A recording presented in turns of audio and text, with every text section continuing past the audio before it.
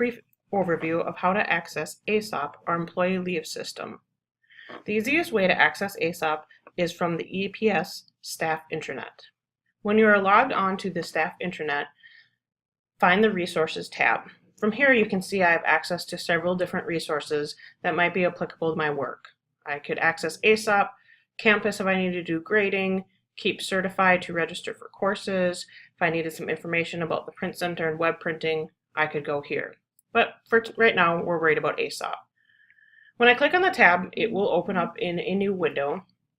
And the first thing I will need to do is log on with an ID and a PIN number. This should be provided to you by either your site administration or HR. Once you're logged into Aesop, you'll have a screen that's very similar to this. The first part of this screen is a calendar that indicates or highlights the upcoming months, and you can navigate between these dates as well. The calendar also includes a key at the bottom for dates I already have absences scheduled. So as you can see, I have an absence scheduled for tomorrow, any closed or in-service days within the district.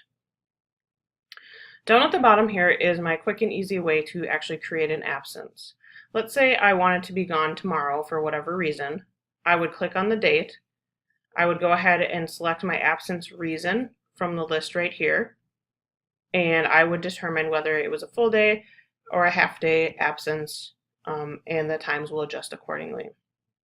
I can also leave notes to my administrator if there is some reason that I needed to put some information into this. This is not information for your sub, but rather for the administrator who will process your absence.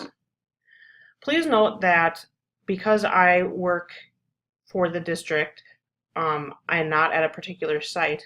A substitute is not required for my work, but if you are a classroom teacher, obviously a substitute will be required for most of your days you're absent. So you will have a space to toggle between yes and no right here, and then to put in some more information regarding a substitute. And from there, you just go ahead and click Create Absence. You can also see from my navigation pane up here, I can look at my absences that are scheduled. So once I've scheduled an absence, like I have for tomorrow, I can look down here. I can also see whether it's been approved or not approved yet, and whether or not I required a substitute for that absence. If I determine that I no longer need that absence, I can delete it, and I should do so obviously as soon as I determine that that absence is no longer needed.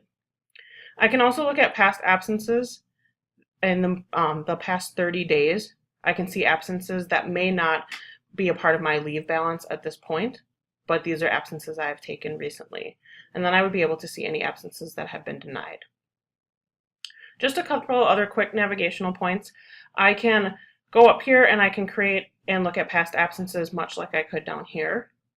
I can click on my account, and from here I can look at my information, change my PIN, any attachments I have. But the biggest thing is probably the absence reason balances. And if I click on this, I will be taken to a list of absence reasons and the balance I have for those particular days. You will see that it will tell me how many I've used, how many are pending, waiting approval, and how many are left in my bank. It also tells you when these absences were last calculated. So this was last calculated today. So I know that this information is up to date and I don't have to worry about any pending absences at this point. So really that is your basic information for navigating Aesop. If you're finding that you are struggling with it or you need more information, you certainly can contact your site administrator, or anyone else within your site should be able to help you to navigate through this.